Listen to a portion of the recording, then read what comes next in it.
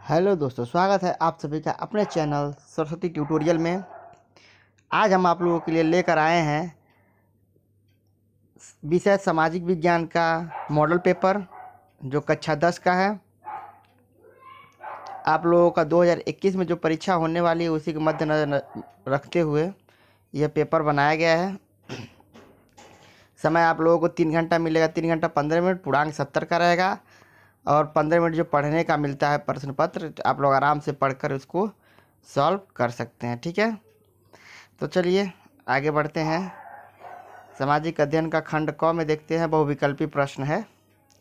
बहुविकल्पी प्रश्न का निर्देश देख लीजिए कि निम्नलिखित प्रत्येक प्रश्न के लिए दिए गए 4 विकल्पों में से सही विकल्प चुनकर अपनी उत्तर पुस्तिका में लिखिए।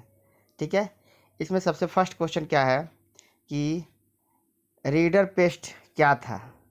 रीडर पेस्ट क्या था। ठीक है, ये आपका क्या करा, रीडर पेस्ट क्या था। आपका इसका आंसर आपको देना है। ठीक है, इसका आंसर आपका दिया है, देखिए चार्ट हो दिया है कि मछली रोग, पुरुष रोग, स्त्री रोग या पशु रोग। ठीक है, इसमें इस चारों में से जो भी आंसर आपको सही लगेगा उसको आप लोग कर लीजिएगा। चलिए बढ़ते हैं क्वेश्चन नंबर 2 की ओर। क्या कर रहा है क्वेश्चन नंबर 2, क्रिस्टोफर कोलंबस गलती से अज्ञात महाद्वीप में पहुंच गया था, उसका नाम था भारत था कि अमेरिका था कि जर्मनी था कि इंग्लैंड था। ठीक है, यह आपको जवाब देना है। ठीक है, कि भारत था कि अमेरिका था कि इंग्लैंड था कि जर्मनी था। ठीक है, इसको आप लोग देख लीजिएगा। क्वेश्चन नंबर 3 देखते हैं क्या होता है।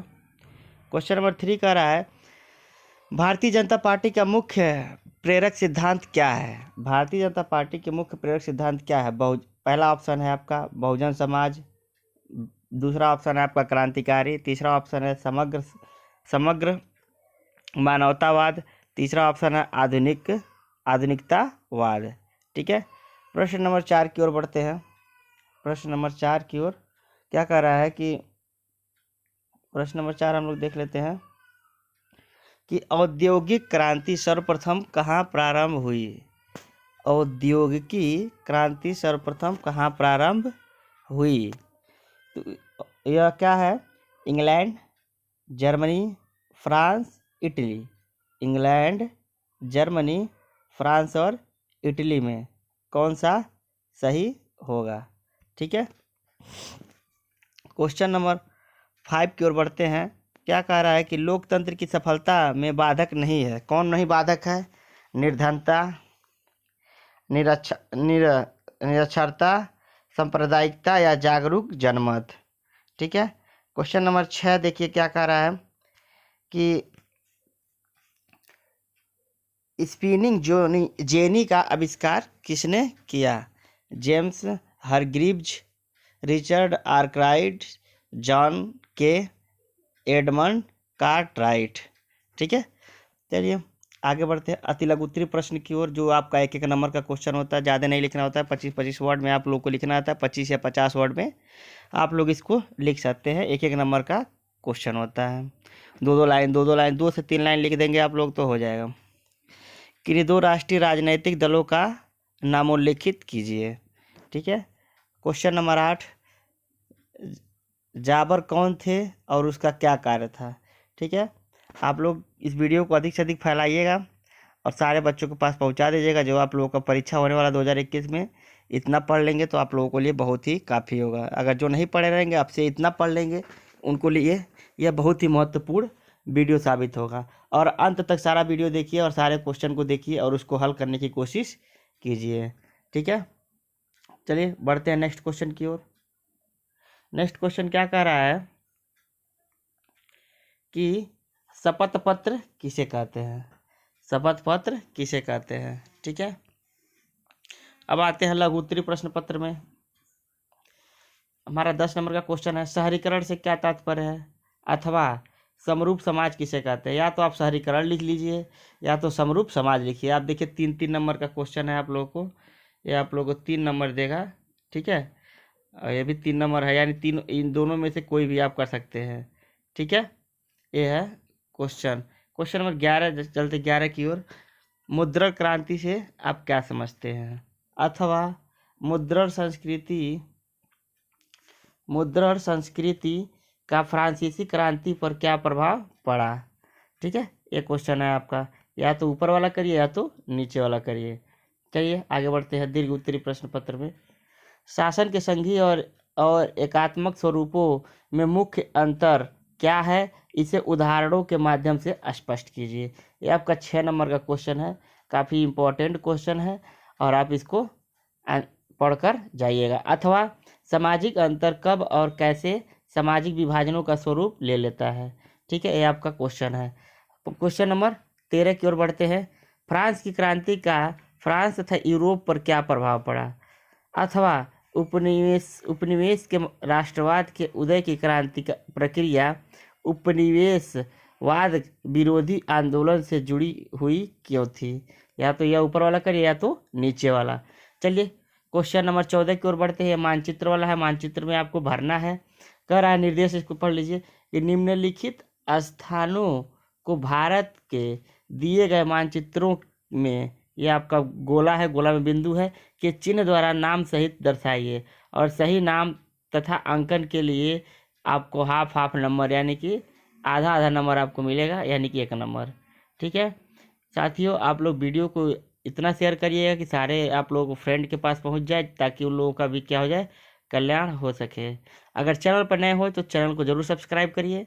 ठीक है, चल बढ़ते हैं अगले क्वेश्चन की ओर। अगला क्वेश्चन क्या कह रहा है, कह रहा है कि वह स्थान जहां नील की खेती करने वाले किसानों ने आंदोलन किया था, आधा नंबर का है, यानी आधा नंबर आपको संकेत करना है, वही दर्शाना है। वह स्थान जहां जलियांवाला बाग हत्याकांड हुआ था, 3 नंबर का है। वह स्थान जहां सूती मिल श्रमिकों ने सत्याग्रह किया। चौथा है आपका, वह स्थान जहां असहयोग कार्यक्रम की स्वीकृति को मोहर लगी। अगला क्वेश्चन है, वह स्थान जहां सरदार वल्लभ भाई पटेल ने किसान आंदोलन को नेतृत्व किया। ठीक है, अब अगला क्वेश्चन है आप लोगों का, ये कह रहा है कि ये आप लोगों के लिए बस कह रहा है केवल दृष्टिबाधित छात्रों के लिए प्रश्न संख्या 14 के मानचित्र कार्य, मतलब जो दृष्टिबाधित हो, जिनको कम दिखाई देता हो, यानी दिखाई ना देता हो, उन लोगों के लिए क्या है, नील की खेती करने वाले किसानों कहाँ आंदोलन किया था, ये आप लोगों से मतलब नहीं है। ये उन लोगों से मतलब है जलियांवाला बाग हत्याकांड कहाँ हुआ था, सूती श्रमिकों का सत्याग्रह कहाँ हुआ था, असहयोग कार्यक्रम की स्वीकृति पर की मोहर कहाँ लगी, और सरदार वल्लभ भाई पटेल ने किस स्थान पर किसान आंदोलन को नेतृत्व किया था। अब चलिए खंड ख में चलते हैं। खंड ख में ये है बहुविकल्पी प्रश्न में सही उत्तर को चुनकर अपनी उत्तर पुस्तिका में लिखिए। ठीक है, वीडियो को अधिक से अधिक शेयर करिएगा साथियों, ताकि सभी लोगों के पास पहुंच सके। चलिए देखते हैं क्या है क्वेश्चन आगे। निम्नलिखित में से किस प्रांत में सीढ़ीदार सोपानी खेती की जाती है, कहाँ की जाती है, पंजाब, हरियाणा, उत्तर प्रदेश के मैदान, उत्तराखंड में। देखिए सीढ़ीदार खेती होती है, ये पहाड़ों पर होती है। अब पहाड़ जब नाम ले लिया गया तो आप लोग समझ सकते हैं, उत्तराखंड को टिक करिएगा। किस क्षेत्र के श्रमिक वस्तुओं का उत्पादन नहीं करते, द्वितीयक, कृषि, तृतीयक, इनमें से कोई नहीं।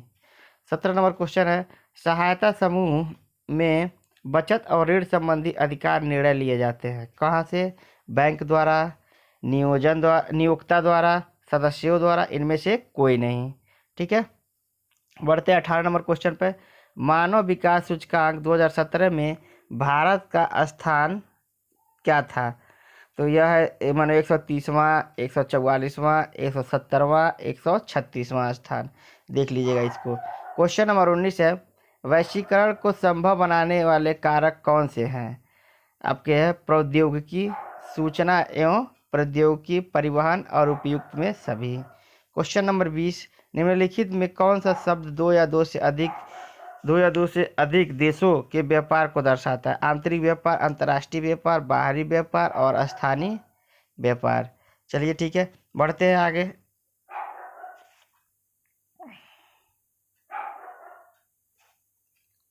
आधारभूत उद्योग क्या है? किसी एक उद्योग का नाम लिखिए।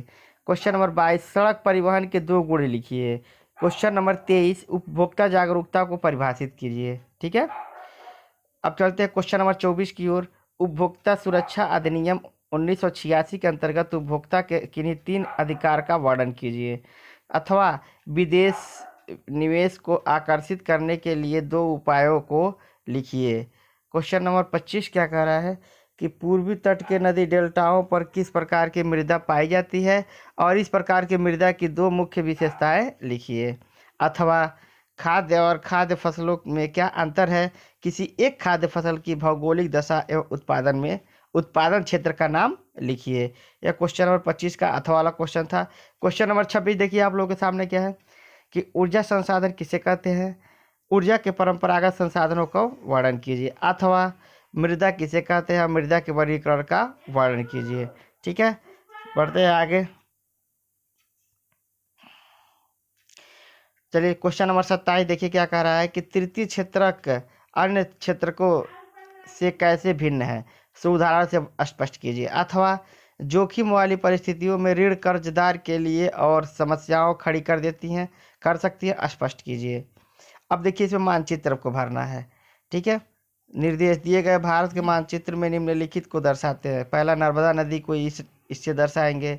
चिन्ह द्वारा नाम सभी। काली मिट्टी का क्षेत्र ऐसे प्लस प्लस करते जाएंगे। रेशम वस्त्र उद्योग यानी कि गोल सा चिन्ह बना देंगे। कोयला खदान यानी त्रिभुज जैसा आकार बना लेंगे।